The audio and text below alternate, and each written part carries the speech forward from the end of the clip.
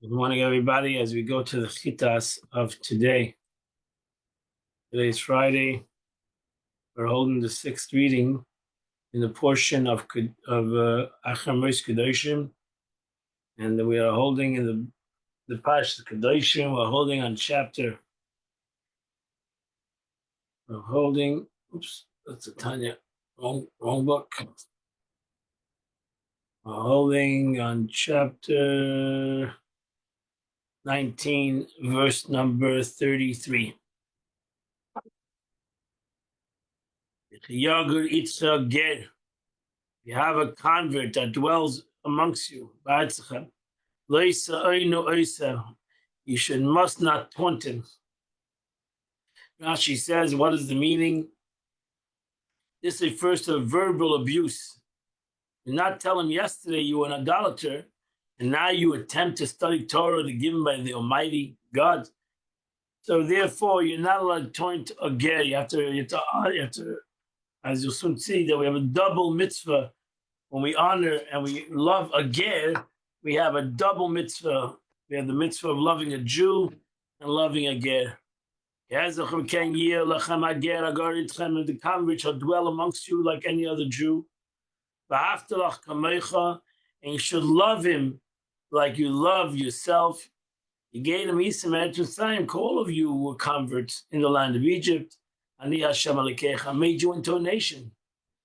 So all of you were Gedim. The Gemara learns, says we learned from here general law, something that you don't accuse somebody else that you yourself can be accused of. Ani Hashem Elokechem, I am your God and his God. Verse 35, Leisasa Avel Bamishpat, do not do perversion, injustice.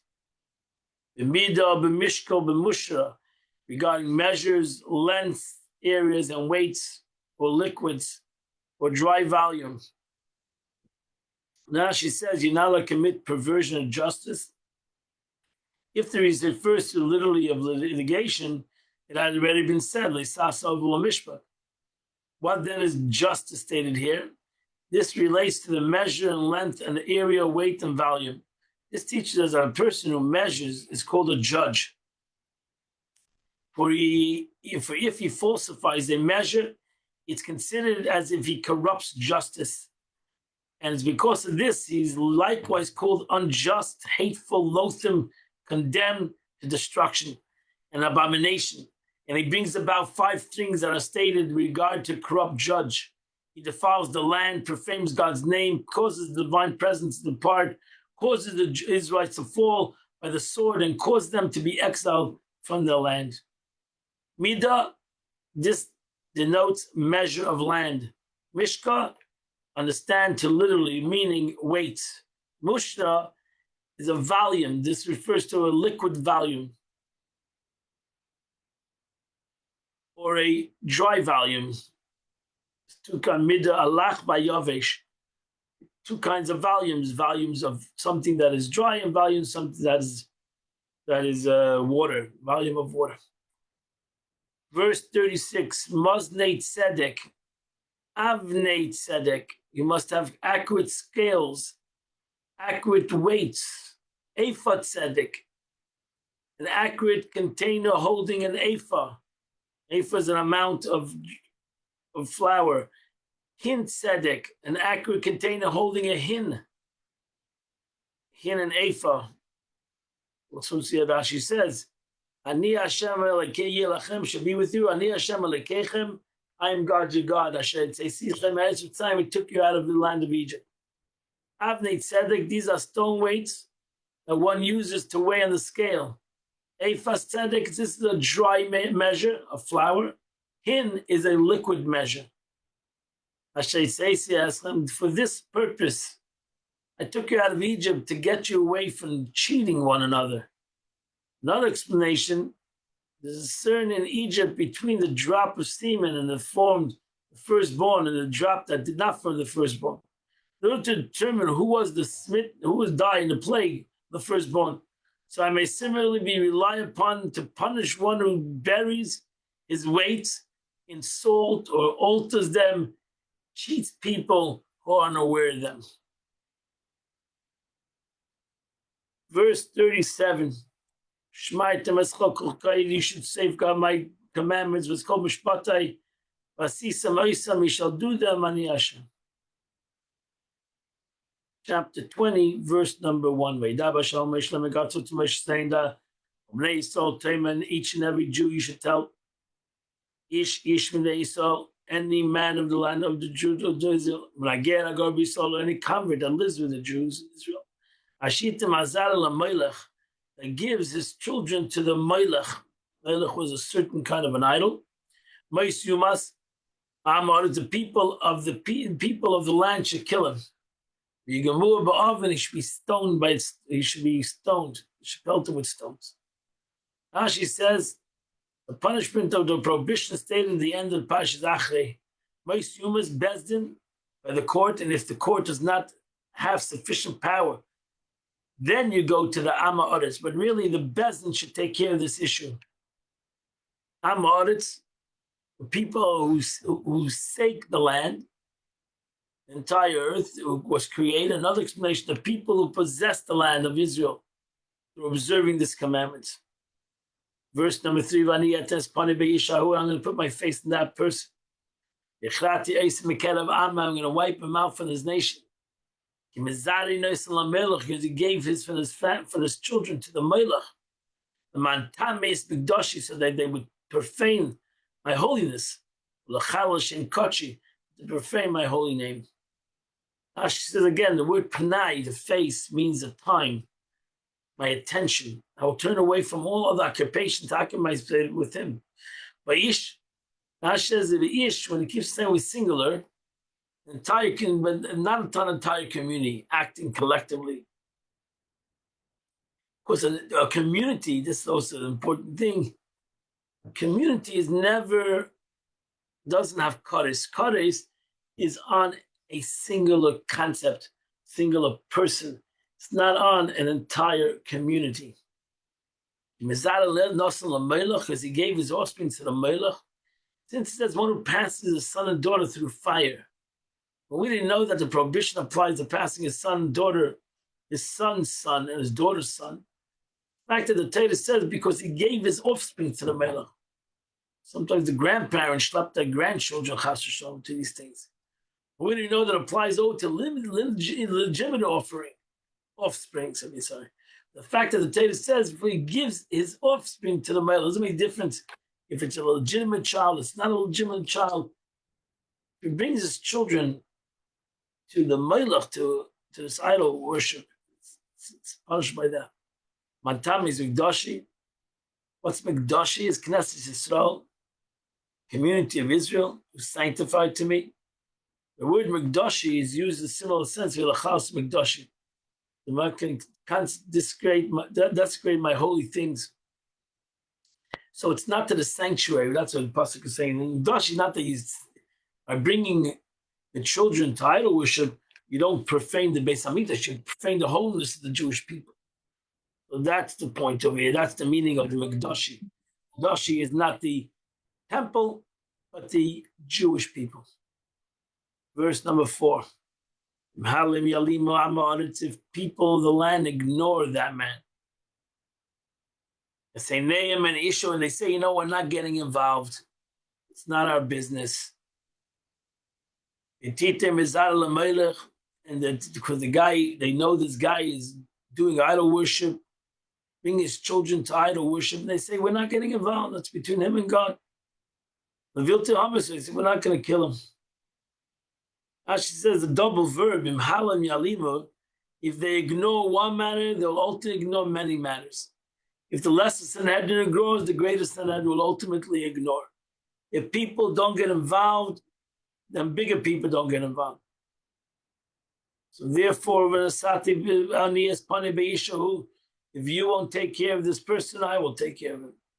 Mishpachta and his family. And I will cut off all their people, all these people, and all that stray after the Melech by themselves.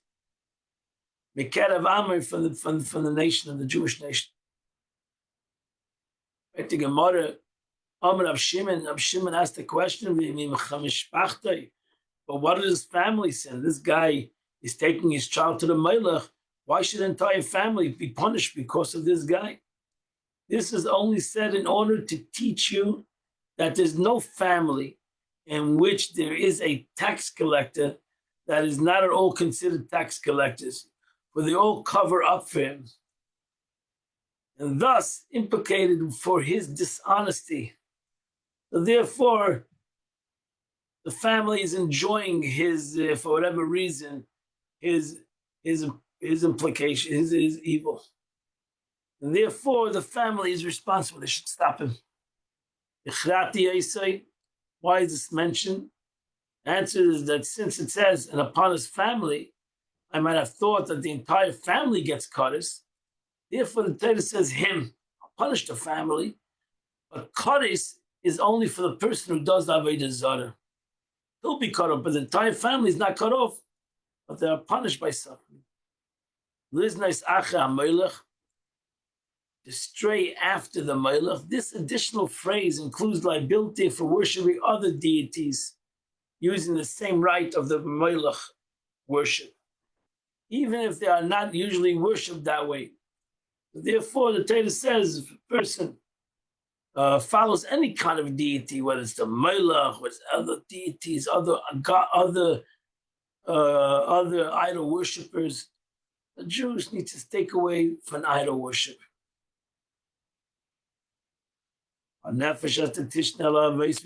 to a person that practices spirit deviation, these people that talk to the dead, which you mentioned already, to stray after this whole situation. I'll set my attention to that person. I'll cut him off from the Jewish nation. Verse number 7. You must sanctify yourself. You should be holy. I am God, your God. Again, this is a reference to keeping totally a distance from idolatry. The Jew needs to be totally separate from any kind of idolatry in the world. And that completes the Chumash for today. We continue the 46th chapter of Tanya. So this is what I mentioned before already, that the Jew should realize that when a Jew does a mitzvah, it's simply God lifting him up from the whole world and connecting him to the highest levels of spirituality. And I mentioned this yesterday. Here the Alter Rebbe says it, the concept of the bracha that we say before we do a mitzvah. We say Asher Kedishanu b'mitzvaysav, that the Eibishter God sanctified us with the mitzvah.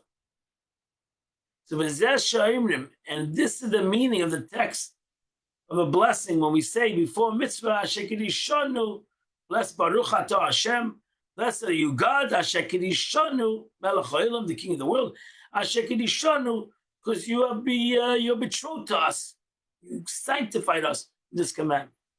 The word Kedushin generally means who sanctified. Here it renders one who betrothed us. You married us, so to say. We became family. The mitzvah makes us family. The Hebrew word Kedushin is betrothal. For mitzvah there are also. It's like a man who betroths a woman. Why does he betroth her?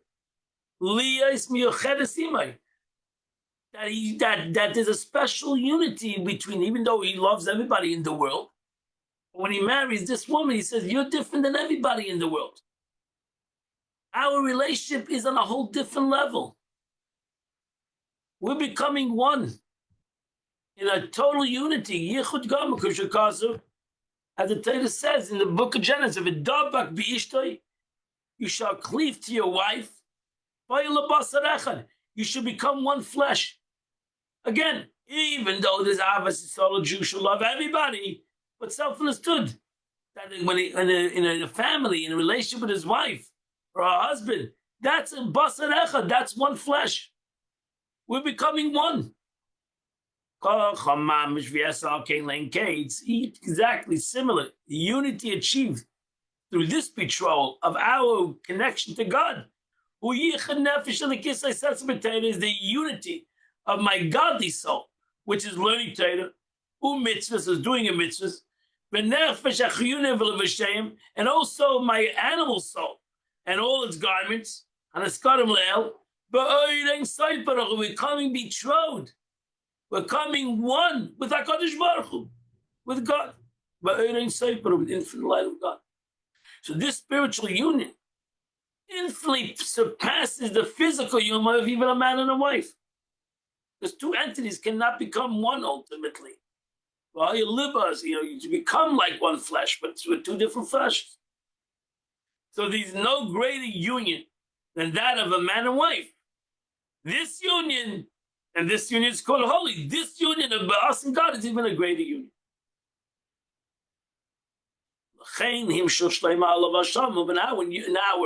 In our lexicon, in our understanding, the greatest union there is in this world is a union, a true union between a man and a woman, between a husband and wife.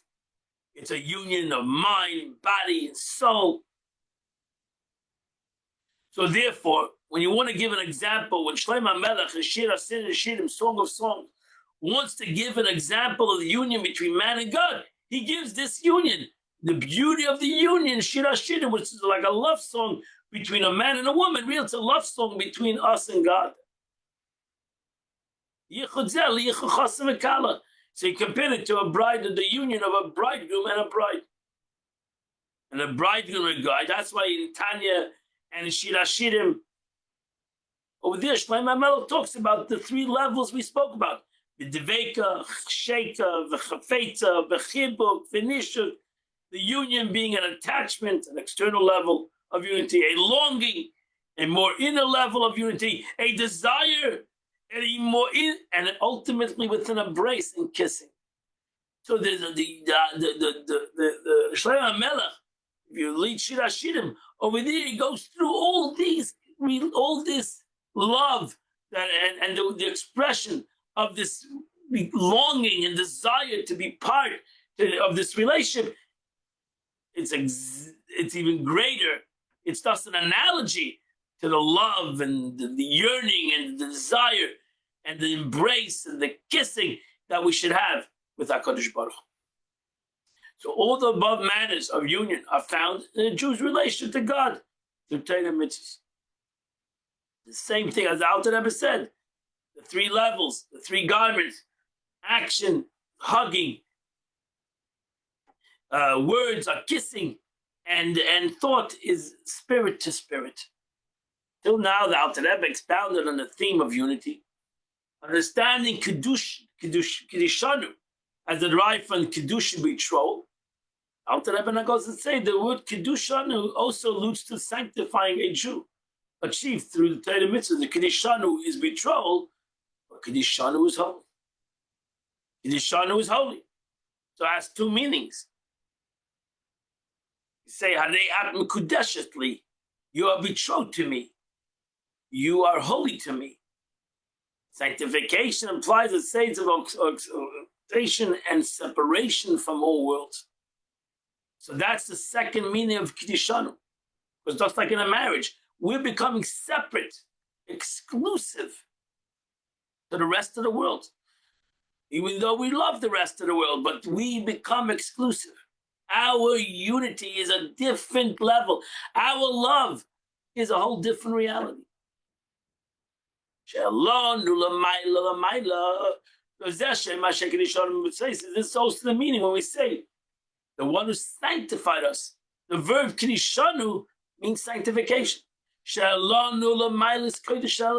Which means that this mitzvah, this learning of Torah, elevated us to the heights of supreme holiness.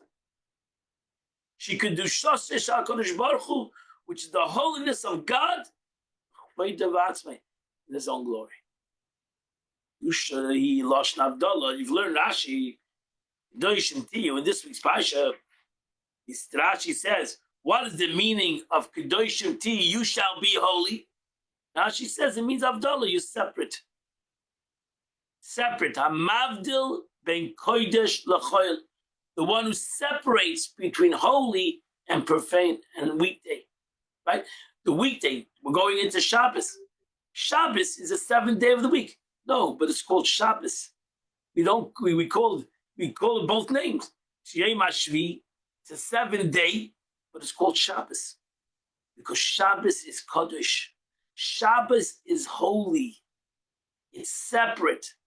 And that's why we make Avdallah. We say, Hamavdil ben Kodesh. We have to know the difference between the Shabbos and the seventh day of the week. It's not just another day. It's a whole different reality. It's a holy day. Kedusha is a term indicating separation and that the Holy One, blessed be, is apart from this world. And that's what you understand when you say that we're learning always and we explain the difference between Malach Olam and Sovev Kol Almin. Malach Olam is where God fills the world. Sovev Kol Almin, God is Kadosh.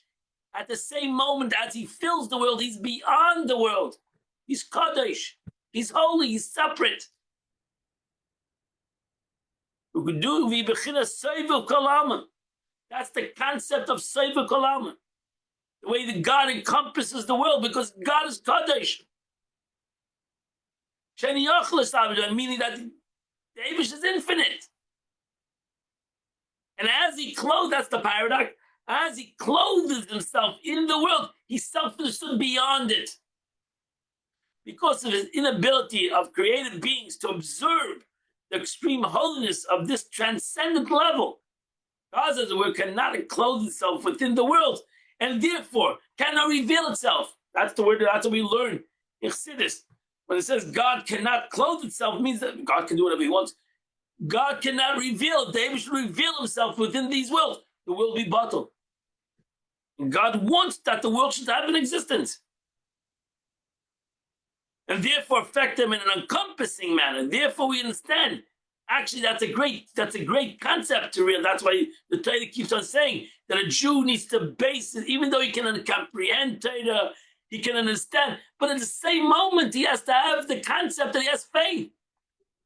If you understand everything, you don't need faith. Kotzker Rebbe once said, a God that I believe in is a God that I know is a God I don't want. I want to have a God that I know, but at the same moment, I want the Eibush to be above me, beyond me, because the Eibush is Kadosh. That's the problem with it in the world. Brings God into the physical and makes it physical, chas v'shalom. No, as the Eibush comes to the physical, he's self-understood he's infinite. Chas v'shalom, to make the Eibush Getchka, to make the God into only a physical entity. God forbid. The lofty levels that a Jew are elevated. So therefore the Eibush says, you need to come to me. I come to you, but you need to come to me. You need to elevate yourself. I'm giving you the capability of elevation to go above self. And that's the concept of every mitzvah. And even though I comprehend it and I understand it's still self, then I have the Sovev Kol Almin, the mitzvah. I have the Kedusha. And the Kedusha separates me from this world. And it gives me the capability to connect to God, which is infinite.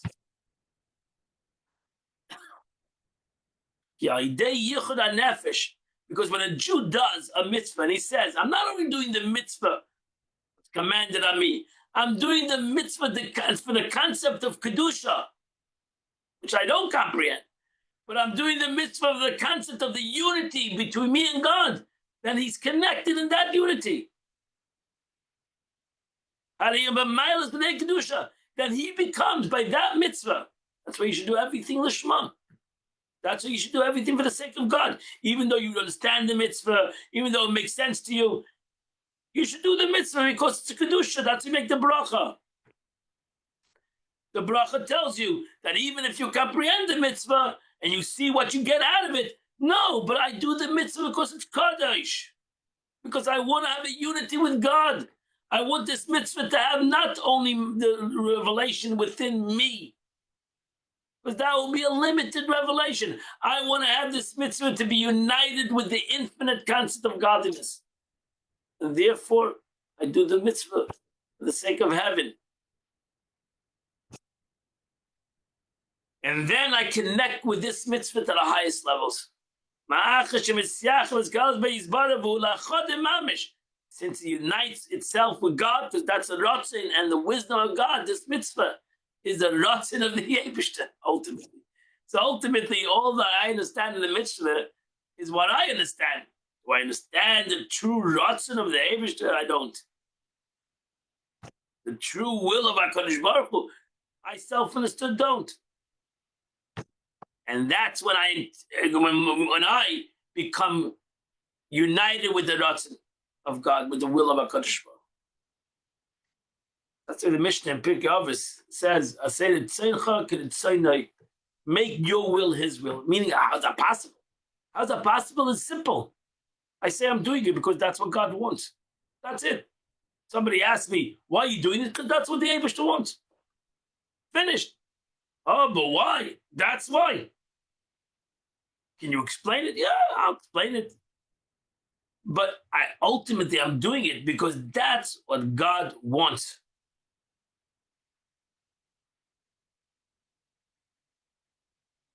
And that's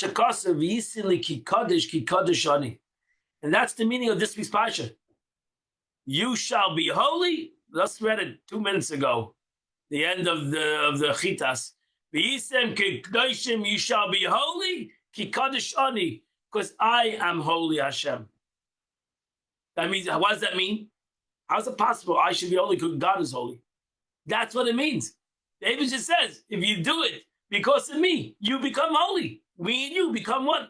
It's that way in the same thing. I do the wishes of somebody else. We become, I fulfill his wishes. Me and him have a relationship. The verse gives us the reason for a Jew's sanctity. Connected it with God's supreme holiness, which a Jew can attain through Torah mitzvah. I'm giving you the tools. I want you to be holy because I'm holy. I want you not only to do things because you comprehend it, because it makes sense to you. I want you to go above that. I want you to have an infinite relationship with me. I don't want you to have a finite relationship. I'm infinite. I want you to be infinite too. And I've separated you from the other people that you should be mine. I've given you the capability of total infinity. I brought you out from the world. I took you out of Mitzrayim, which is symbolic that I brought you out from any Mitzrayim, from any confinement of world. I've given you the tool to become infinite. And that's the mitzvah. The verse says, you shall fulfill my commandments. You'll become holy. To God. I'm God, your God. The term your God is a possessive form. Recalls the relationship set up between man, betrothed, and woman. Thereby, she becomes his wife. He becomes his wife. So in essence, the wife becomes the wife to a husband. The husband becomes a husband to her, his wife. They say the Alter Rebbe once walked out, and he heard his wife say, "My husband says." My man sagt, mine. He thought to himself, he said, "Wow, with one mitzvah I become yours. How many mitzvahs I become God's?" One mitzvah I sang, I was Mekadesher, and now I became hers. I said in this blessing, with this you sanctified to me, and now I became yours. The Eibush says the same thing. I become yours. I become yours. I become yours. You become mine, and I become yours. This is the meaning that through the fulfillment of commandment, I become your God in the same manner. Take God.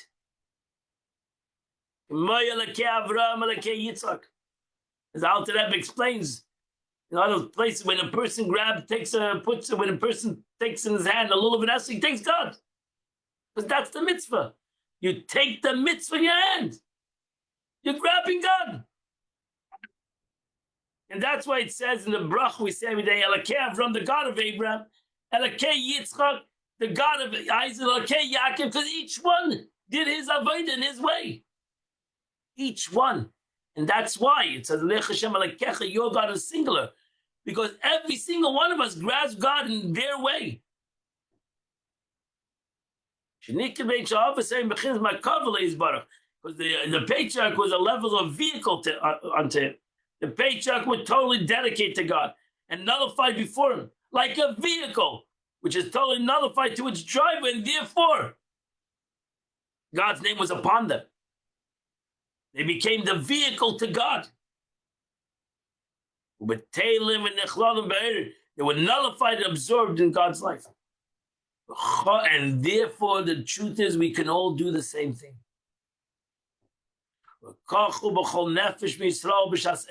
They become a vehicle for God. They take God. When a Jew occupies a Torah study and a performance of a commandment, he's totally at that moment nullified and absorbed in the light of God.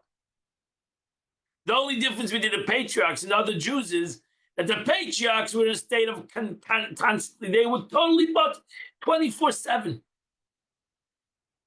Right? The Torah says, Avram Baba Yamim. Avram came with his days every day. He was totally but. We're not that way. We are that way at the time of doing the mitzvah. Time of davening. Time of learning. Time of doing the mitzvah. We are totally, hopefully, do the mitzvah for that reason. To do the will of HaKadosh Baruch Hu, and we're bottled to the mitzvah. We have nullified ourselves to this mitzvah. And at that moment, we become a chariot. Just like Abraham, Isaac, and Jacob became a chariot. We become a chariot of God. We become the conduit of godliness. So godliness, we become closer to God, and God comes closer to us. That's the concept of yichud. The aspect of unity is that we both go within each other. So we become, like the Alter Rebbe once explained, an embrace, two people embracing. We're both hugging each other. We're both hugging each other. We hug God, and God hugs us.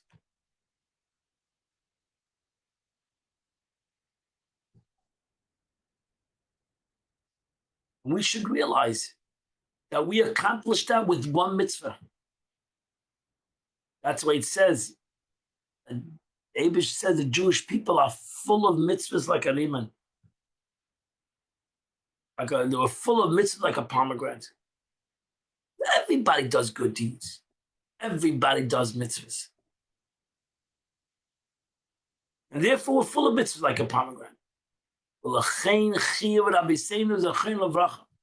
therefore, the rabbis of the blessed memories made an obligation for people to rise mitzvahs. Usually, the normal situation, people rise when a great sage walks in. Mara says you should rise when a person walks in that does mitzvahs. Person that does mitzvahs, you should rise for him. Even though he's not a sage, he's a bura marz. He's an uncultured, illiterate individual. But if he does mitzvahs, you should stand up for him. Because just like the sage becomes united with God through his knowledge, every Jew becomes united with God through this mitzvah. And you're not standing up for the sage because of him. You're standing up to the sage because of his knowledge. You should stand up for the human, the Jew that does good deeds. When such a person performs a mitzvah, First fruits of Beis Hamikdash. That's when the Gemara says, explains that. It says when the Jewish people brought the Bikurim into the Beis Hamikdash, there used to be it was like a parade. It was like people standing on the streets. Everybody would come out on the streets. It was like a great celebration. You can imagine it coming Shavuos, actually, which the mitzvah of Bikurim was. Jews came from all over Eretz Yisrael, traveled for days, and they came into Yerushalayim with their fruits. Some of them had beautiful baskets. It became a great celebration in Yerushalayim. And everybody came out for these Jews. And they were farmers. They were simple farmers. And they gave them unbelievable honor. All came out on the streets. It was like a parade for these Jews when they walked into Yerushalayim. Because somebody came on the same day. They all figured out how many days it's going to take them to get to Yerushalayim. And they got to the day before Yontif. So the day before Yontif, most probably hundreds, thousands of Yidden came to Yerushalayim. And they made a big parade. When these Jews walked in, thousands of Jews were on the streets and welcoming them and coming out celebrating what? The mitzvah of Bikurim. What did they do already? Took the first fruits and they brought it to Yerushalayim. That's what they did. It's a simple mitzvah. They're simple farmers. They had no great knowledge, but they were doing a mitzvah. And the Jews of Jerusalem, which were Kohanim, Leviim, great sages, lived in Yerushalayim, they would come out to honor these simple farmers who brought a simple mitzvah to take your fruit and bring it to Yerushalayim. Didn't need much great work to do that. But they honored, they all stood out in the streets and welcomed these Jews and clapped for them and praised them, right? Because the Jews in Jerusalem were the Jews of the city. Most of us are brought up in the city. We don't know what it means to be a farmer.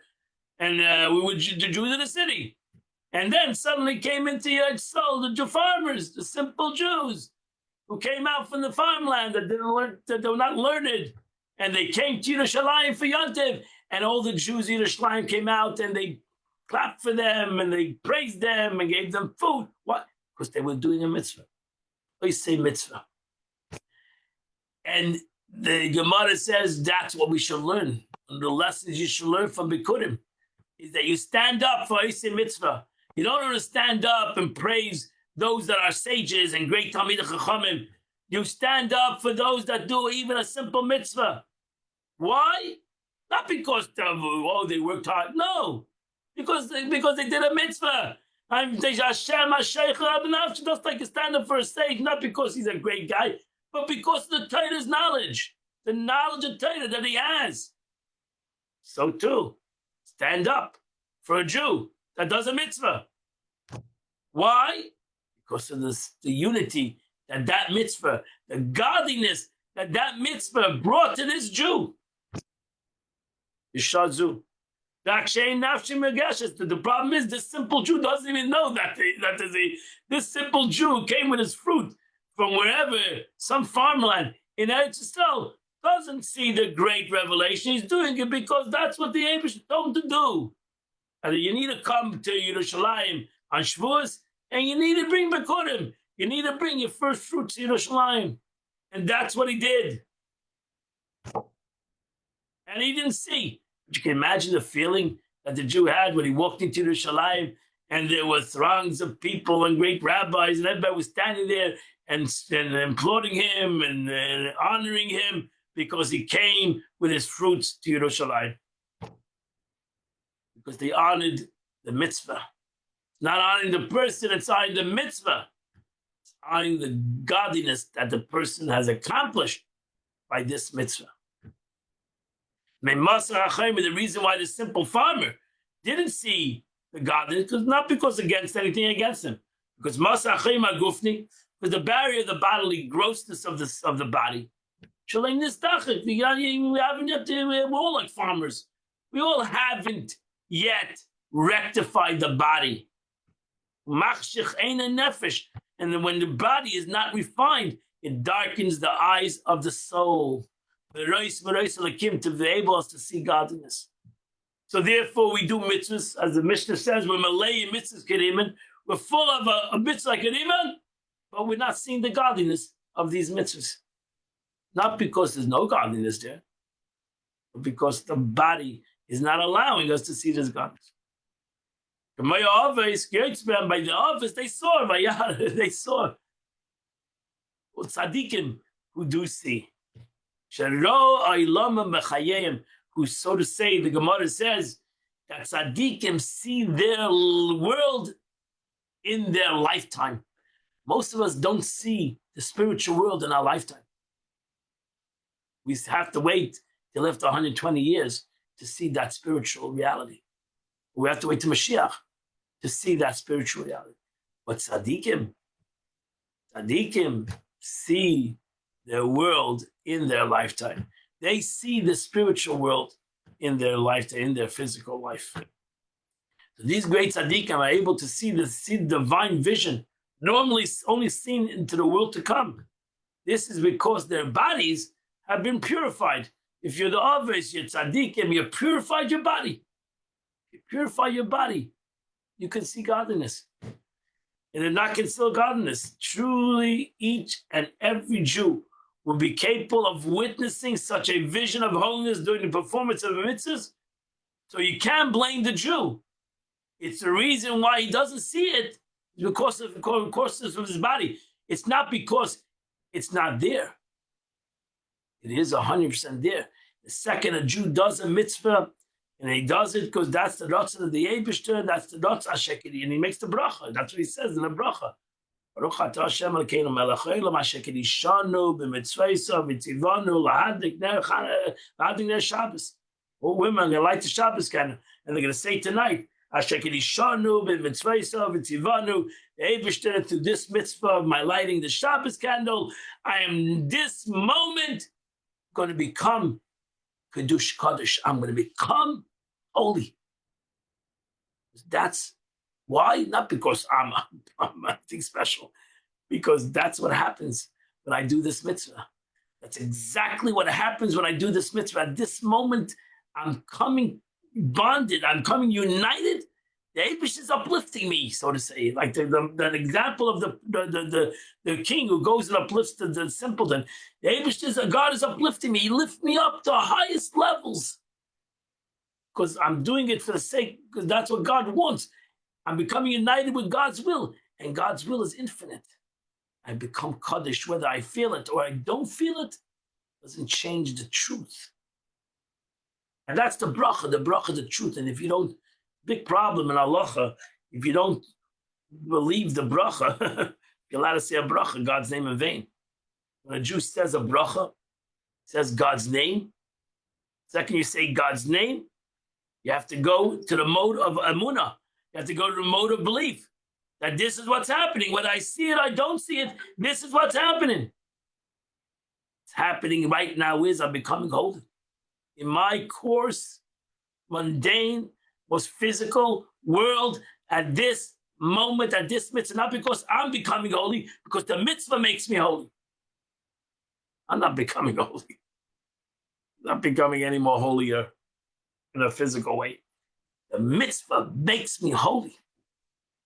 This mitzvah has picked me up from all levels and has brought me to the highest levels of spiritual. Exactly what happens with a mitzvah. And that, as the Alter Rebbe will say, should bring the greatest joy to every single one of us. Because there's no difference in a mitzvah between one person and another person. There's no difference also in the limit HaTorah between one person and another different. But there's a difference in Avonos HaTorah, Asagas HaTorah, the knowing of Torah, the comprehension. Maybe we have difference of Jews. But in limit HaTorah, we all have a mitzvah to learn Torah, to open up a Chumash and learn Chumash. Every one of us has that mitzvah, whether we're a great sage, whether we're a simple farmer. We all have a mitzvah to open up a Chumash and learn Chumash. We all have a mitzvah tomorrow to come to shul and hear the reading of the Torah. Whether we're a tzaddik, whether we're a rasha, we all have the same exact mitzvah to come and listen to the Baal Kodesh read this parsha. the way we understand the parsha might be different. If you're a great knowledgeable person or you're a simple person, might understand it, but we only hear it the same. There's no difference in the hearing of the parsha to a great tzaddik or to a simple Jew. We both did the mitzvah. We both all did the mitzvah of hearing the Torah. What a beautiful Tanya, what a beautiful teaching of the Alter Rebbe.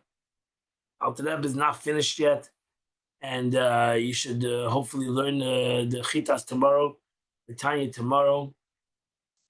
The Hayyim today is a grammar Hayyim Yom, so we're gonna skip the Hayyim Yom for today.